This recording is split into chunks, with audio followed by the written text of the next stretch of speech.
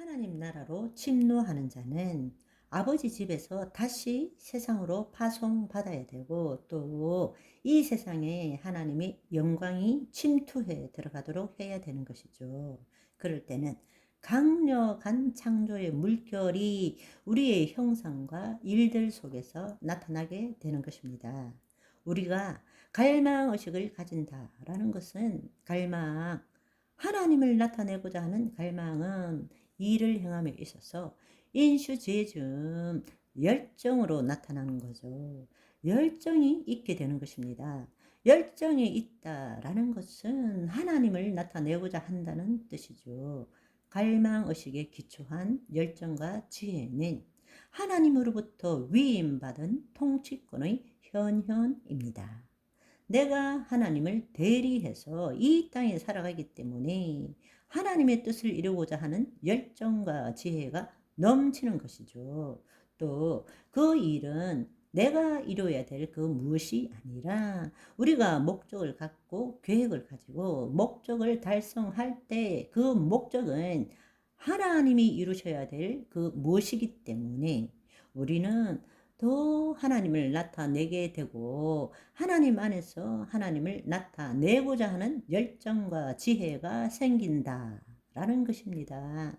아멘. 그럴 때마다 우리 안에 있는 하나님의 능력이 더 나타나게 되는 거죠. 아멘. 우리가 열정을 갖는 만큼, 열정을 가지고 일하는 만큼 힘들어지고 고통스러워지는 것이 아니라 하나님의 능력이 더 나타나게 된다는 것입니다. 하나님의 능력이 더 나타날 뿐만 아니라 주님의 은사들이 더 나타나죠. 지혜들이 더 나타나게 되는 거죠. 아멘. 그렇습니다. 과거의 거짓자가 목적을 달성하고자 하는 삶과는 완전히 180도 다른 삶을 살게 되는 거죠. 거짓자는 목적을 달성하기 위해서는 현재를 포기하는 삶을 살아가야 되죠. 그럴 때 현재를 포기하고 미래를 추구할 때는 우리 안에 가지는 것이 뭡니까? 스트레스잖아요. 스트레스, 긴장, 분노, 불안 등 염려 등이 계속 생기는 거잖아요.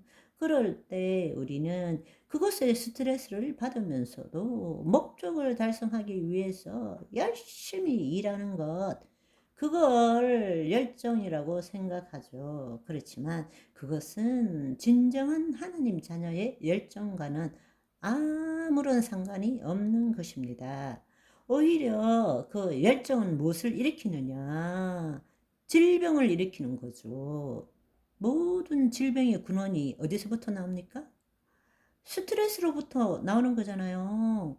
마음으로부터 나오는 거잖아요.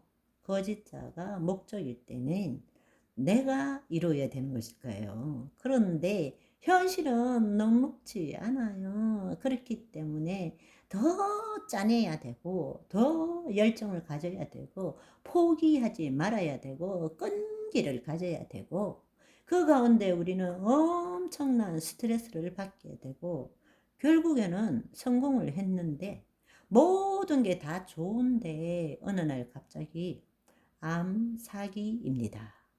이런 사람들이 얼마나 많습니까? 아이고, 저기 아무개가 돌아가셨단다. 그렇게 고생을 하더니 이제 밥 먹고 살만한데 참 안타깝다. 아주 많이 들어본 말이죠. 주변에서 흔히들 봅니다. 우리가 그렇게 살아가고 있다라는 것입니다. 지금 하는 일을 하고 싶어 하는 것보다도 목표에 도달하는 것이 더 많이 원할 때 우리는 스트레스를 받게 되는 거죠. 존재와 행위가 조화를 이루지 못하기 때문입니다. 하나님을 나타내고자 하는 갈망보다 거짓자의 욕망이 더 큰 것이죠. 그리고 열정이란 것은 인슈지즘이란 것은 하나님의 창조 사역에 쓰임받고자 하는 갈망으로부터 나온 것입니다.